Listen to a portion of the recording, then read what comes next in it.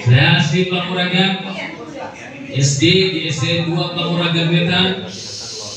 Setelah itu menyantri mondok di Pondok Pesantren Nurul Huda Munjul Cirebon selama 3 tahun.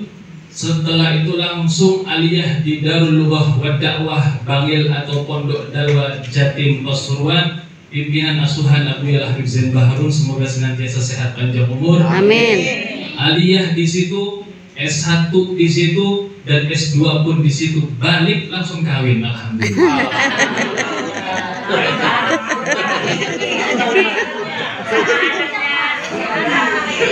Betul begitu. Setelah lulus, alhamdulillah Allah pertemukan saya jodoh yang baik, yang soleha, dan alhamdulillah saat ini saya berdomisili di Munjul Pesantren. Mohon doa dukungan para ibu, para sepuh, para alim ulama. Sekarang saya lagi merintis pondok, Bu. Ya, saya ada pondok kemarin tahun ini baru dibuka. Alhamdulillah menerima santri dengan berjumlah 16 santri putra. Alhamdulillah. Pondoknya Darul Ilmi wal Irsyad. Mohon selipkan doa di ibu dan bapak agar diberikan pondok yang jariah, pondok yang bisa meneruskan perjuangan-perjuangan baginda Nabi Muhammad SAW. Allahumma sholli wa sallim. Amin ya rabbal alamin. Usia masih muda. Kira-kira berapa, Pak? 27. Saya kelahiran hari Selasa tanggal 4 Januari tahun 2000. Saat ini usia 25 tahun.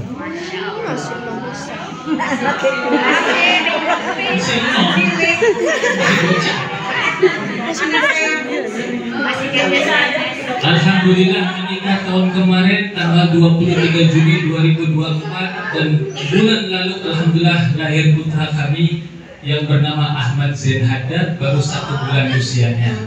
Bahkan dia jadi penerus orang tuanya. Amin. Amin. Ya, anaknya ganteng, bapaknya ganteng.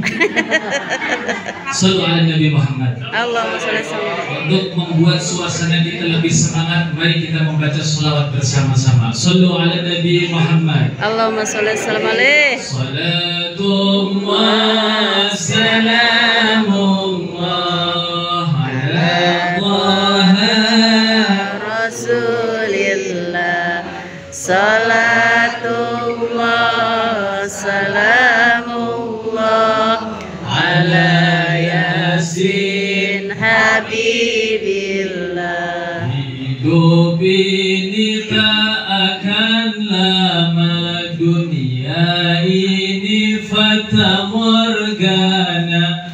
Penuhilah amal yang mulia agar mendapat tempat di surga. Salatullah salamullah ala Taha Rasulillah. Salatullah salamullah ala Yasin Habibillah. Sallu ala Nabi Muhammad. Allahumma sholli wa Baru sallim. sudah kita diawali dengan baca salawat. Fa insya Allah siapa orang yang lisannya senantiasa membaca salawat, maka nanti akan diberikan 10 kebaikan oleh Allah Subhanahu wa Ta'ala. Amin. Hadirin yang dirahmati oleh Allah Subhanahu wa Ta'ala, saya membaca satu hadis Nabi Sallallahu Alaihi Wasallam. Beliau Nabi Sallallahu Alaihi Wasallam bersabda, sayati zamanun ala ummati la yabqa minal Islam illa ismuh, wa la yabqa minal iman illa ismuh, wa la yabqa minal Qur'an illa harfuh, hammuhum butunuhum wa kiblatuhum nisa'uhum, la bil qalili yaqna'un wa la bil kathiri yashfa'un. Kalau saya ngaji ceramah di Kuningan, tak baca dulu bahasa Arabnya, diartikan, baru mangguk-mangguk. Di sini belum selesai diartikan sudah mangguk-mangguk. Luar biasa. Ibu-ibu sudah luar biasa karena lebih sering untuk berpengalaman di dalam mencerdaskan murid-murid. Satu hadis tadi yang sudah saya bacakan sebagai pembuka, kata Nabi SAW, nanti ada suatu zaman dan saat inilah kita rasakan zamannya. La yabqa minal Islam illa islamuh, wa la yabqa minal iman illa ismuh. Tidak tersisa suatu seseorang melakukan amal ibadah akan tetapi tidak mencerminkan status yang beragama Islam. Islamnya saja tapi tingkah lakunya bukan Islam. Masih banyak nggak terjadi di zaman sekarang, Bu Pak? Banyak pencurian, banyak pemerkosaan, banyak pembegalan, banyak korupsi di mana-mana. Kalau kita tanya, Pak, Bu, agama sampean apa? Kira-kira mereka jawab Islam atau bukan? Islam. Rata-rata Islam. Tapi kenapa mereka bisa melakukan hal seperti ini? Dan ini sudah wanti-wanti dari Nabi SAW. Nanti akhir zaman ada suatu kaum, suatu golongan yang ngakunya Islam, tapi sifatnya, tingkah lakunya tidak mencerminkan orang Islam. Berarti itu Islamnya Islam apa seperti itu? KTP. Islamnya cuma di KTP saja. Wala yabqa minal iman illa ismuh. Tidak ada seseorang yang merasakan keimanan dan masih terjadi di zaman sekarang. Itu hanya imannya aja, tapi tingkah lakunya tidak mencerminkan kalau dia orang beriman. Coba kita periksa introspeksi kepada diri kita sendiri. Ketika azan dikumandangkan hayya 'alas shalah, kira-kira kita bergegas nggak untuk menunaikan panggilan Allah? Bu, nih Bu, kalau dikasih pilihan ya Bu ya, kalau dikasih pilihan pengen hidup kaya, banyak duit tapi penyakitan, atau hidup melarat tapi sehat? Kaya dan sehat. Kaya dan sehat. Kaya dan sehat.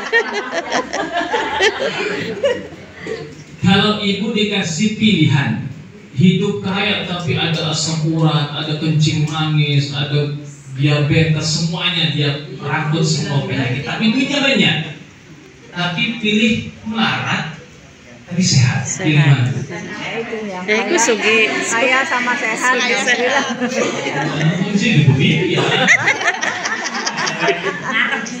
Tentunya karena kita sifatnya koma, karena kita sifatnya pengen selalu memiliki semuanya, pasti kita akan merasakan pengen hidup ya kaya ya sehat. Tapi terkadang kita salah untuk memilih. Terkadang kita mengaku diri kita Islam, tapi tingkah lakunya bukan Islam. Mengaku kita untuk semangat beribadah, tapi di sisi lain kita masih bermaksiat. Na'udzubillah summa na'udzubillah. Ibu-ibu semua, bapak guru semuanya, kira-kira lebih semangatan cari pahala apa lebih semangatan cari dunia? Lebih semangatan cari untung batik, nunggu gajian keluar, apa lebih semangatan cari amal ibadah soleh yang lainnya? Ya, terjawab. Nah, dari situlah ketika pemandangan ada dari Allah Subhanahu wa Ta'ala melalui muadzin, kita diajak untuk bergegas menunaikan ibadah salat wajib. Maka disitulah saat hati diuji. Apakah kita langsung memenuhi panggilan Allah atau menunda-nunda? Tentunya itu semuanya kita bisa merasakan apa yang kita rasakan kala itu. Itu yang kedua.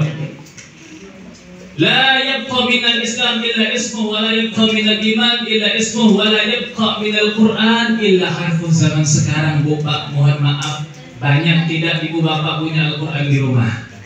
Banyak. Dibaca boten? Baca. Hah? Sampai itu Quran berdebu kira-kira dibaca tidak? Baca. Lebih seringan baca Al-Quran apa baca WhatsApp? WhatsApp. Lebih seringan baca Al-Quran apa baca buka Instagram? Instagram. Itu salah kalau si ngomong. Itulah terjadi zaman sekarang. Terkadang orang Muslim, dia mukmin, dia Islam, tapi di rumah dia ada Al-Quran, tapi jarang disentuh. Ada Al-Quran sampai na'udzubillah Qurannya itu taruh di atas ujung paling pojok itu lemari sampai berdebu. Saking nggak sering-seringnya dibaca.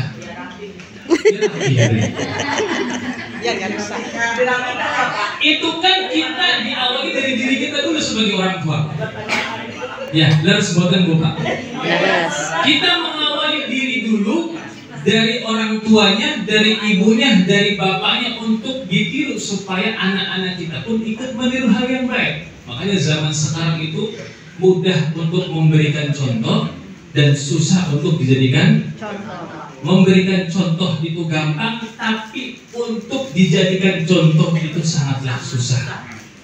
Makanya ibu-ibu, bapak-bapak ini tentunya lebih berpengalaman untuk mencerdaskan murid, lebih berpengalaman untuk menjelaskan satu ilmu pengertian. Di sini mohon maaf Bu bertanya, di sini ada guru bahasa Arab tidak? Atau guru agama Islam? Ada. Guru agama Islam. Ada hadir semua guru? Banyak. Banyak. Guru Arab.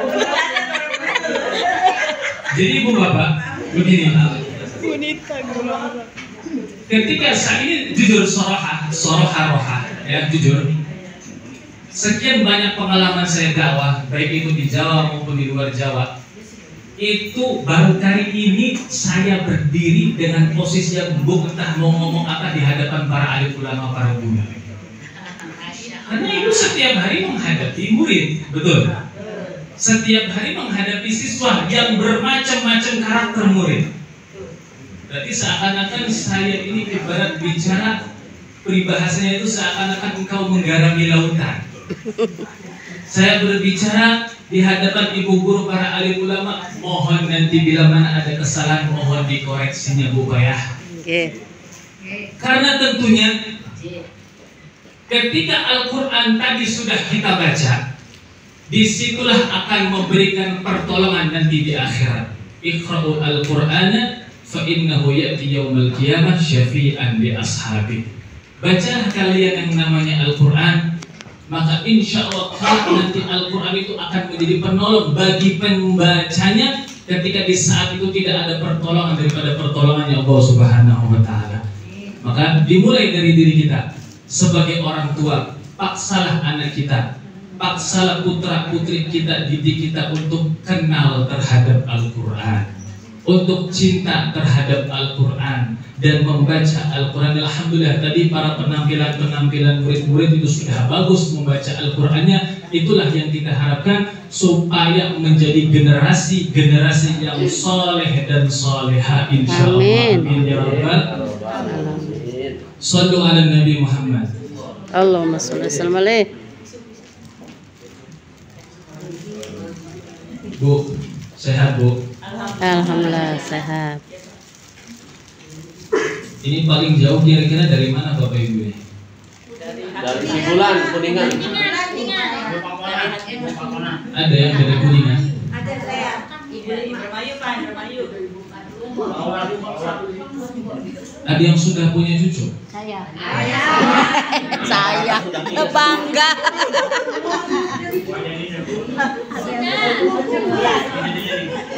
Pak Abu, sudah punya cucu Pak Abu? Pak Abu, cucunya langsung di mana? Kembali lagi ke satu pembahasan tadi mengenai hadis Nabi SAW. Jadi di akhir zaman itu yang namanya Al-Quran sudah jarang dibaca. Andai kata HP itu berbentuk Al-Quran, maka berapa kali kita khatam untuk membacanya? Betul nggak? Mohon maaf izin bertanya. Ibu bapak HP punya aplikasi Al-Quran? Ada. Dibaca tuh? Dibaca. Dibaca bukan? Dibaca didengarkan. Karena ibu-ibu ahli ibadah, ahli zikir semuanya pasti membaca Al-Quran. Tapi nggak tahu kalau kelasnya. Ketika Al-Quran itu sudah dibaca, maka tentunya Al-Quran itu akan selalu respon baik untuk pembacanya, dengan menjadikan sebuah pertolongan di saat itu kita sangat-sangat membutuhkan pertolongan. Itu Al-Quran. Semoga kita termasuk menjadi golongan hamba yang muhibbin li qiraatil Quran wa tilawatiha. Semoga kita termasuk menjadi golongan hamba yang cinta membaca Al-Quran. Amin. Hammuhum butunuhum wa kibnatuhum nisa'uhum la bil qalili yaqna'un wa la bil kathiri yashba'un. Hammuhum butunuhum. Butun itu artinya batnun, batnani, butunun, perut. Orang-orang di akhir zaman nanti yang memang dia ngakunya Islam, dia ngakunya iman tapi selalu mengedepankan urusan perut. Bagaimana ya nanti besok makan apa? Bagaimana ya nanti lusa makan apa? Bagaimana ya nanti minggu depan makan apa? Itu bukan tugas kita. Tugas kita hanya merasakan apa yang saat ini kita punya, lakukan. Apa yang saat ini kita miliki, makan. Nah, ini ibu bapak di rumah, biasanya ini ciri-ciri biasanya orang rada-rada medit. Ibu ada kulkas di rumah? Bapak punya kulkas di rumah?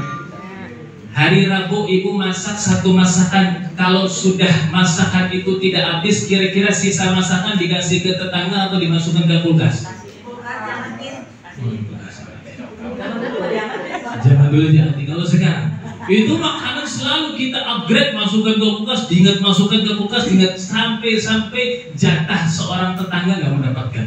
Nah itu dapat teguran dari Sayyidatuna Aisyah radhiyallahu anha. Satu riwayat beliau meriwayatkan, kalau kalian masak satu masakan, usahakan kasih juga tetangganya masakan tersebut. Jangan dikasih baunya aja, jangan dikasih aromanya aja. Tetangga wong sugih kabeh.